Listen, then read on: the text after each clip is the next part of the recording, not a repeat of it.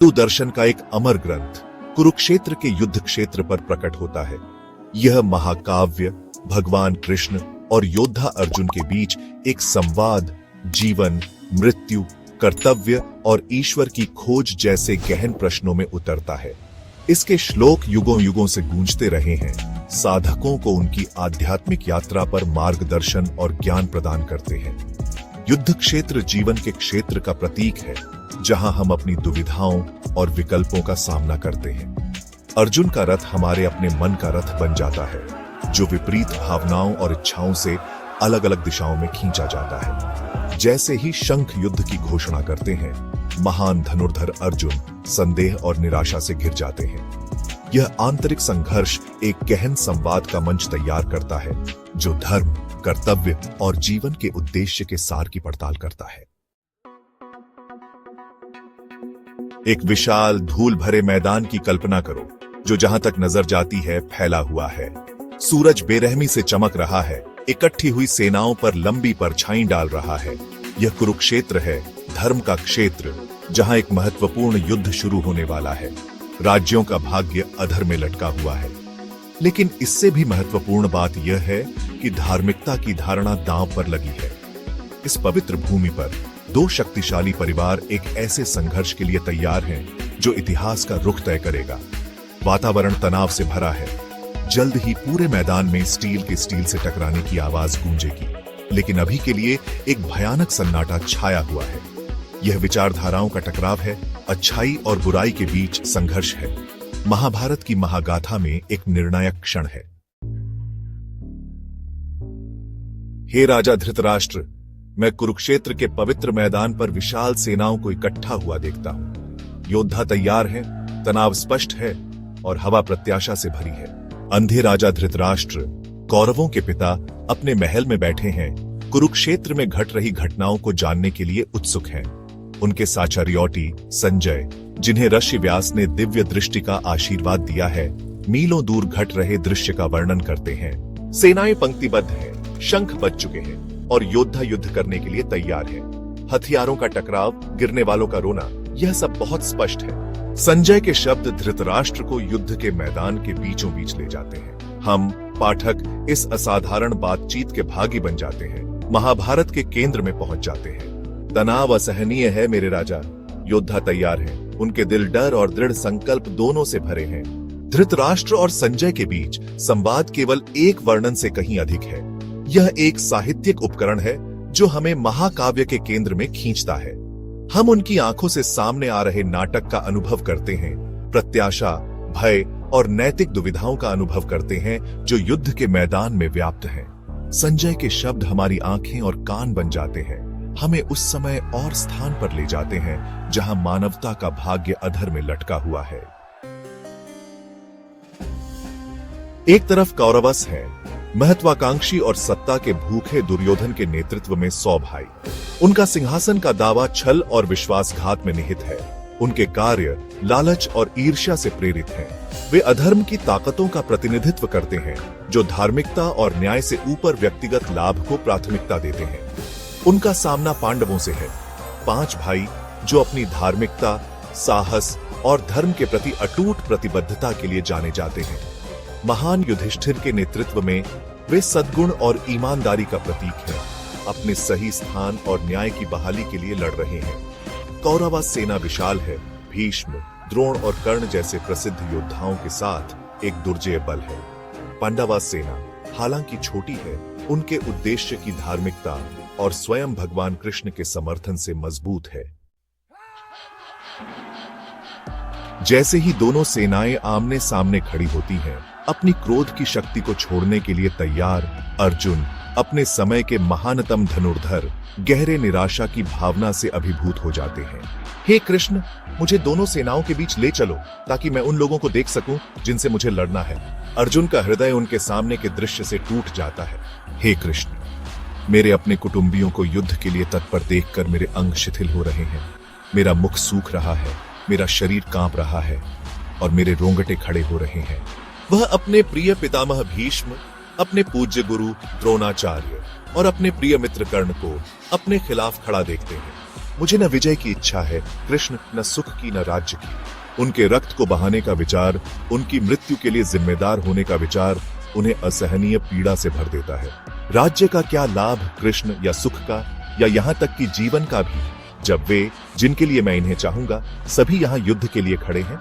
शोक और संदेह से अभिभूत अर्जुन कृष्ण से मार्गदर्शन की याचना करते हैं।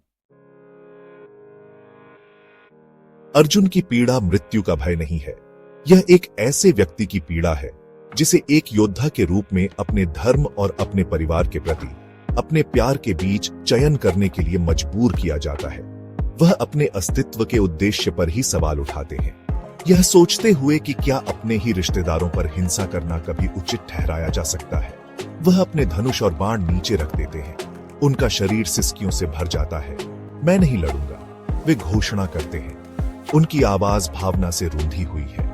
अर्जुन का संकट उस आंतरिक उथल पुथल का प्रतिबिंब है जो तब उत्पन्न होती है जब हमारा सामना चुनौतीपूर्ण परिस्थितियों से होता है।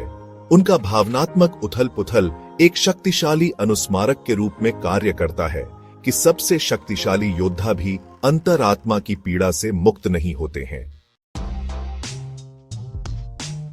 मैं मेरे गुरुओं, मेरे दोस्तों, मेरे रिश्तेदारों को मारने के बजाय बिना विरोध के मारा जाना पसंद करूंगा। अपने ही लोगों को मारने से क्या खुशी मिल सकती है।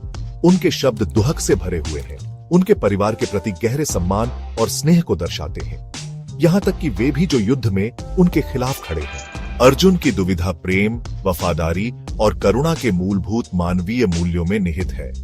वह रिश्तेदारी के पवित्र बंधनों को पहचानता है, वे संबंध जो उसे अपने परिवार से बांधते हैं, और उन बंधनों को तोड़ने का विचार उसे असहनीय दुख से भर देता है।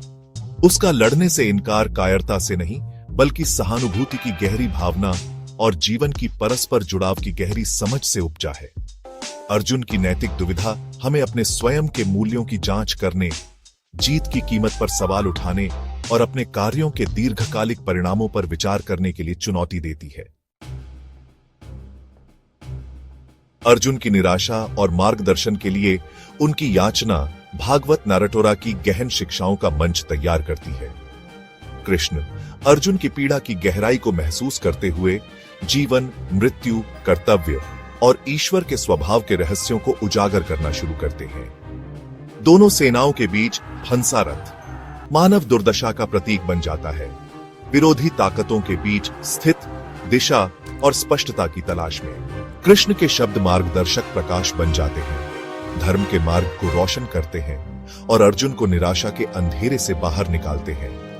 नाराटोरा का पहला अध्याय अर्जुन के साथ समाप्त होता है, जो अभी भी भ्रमित और दुखी है, खुद को कृष्ण के ज्ञान के प्रति समर्पित कर देता है।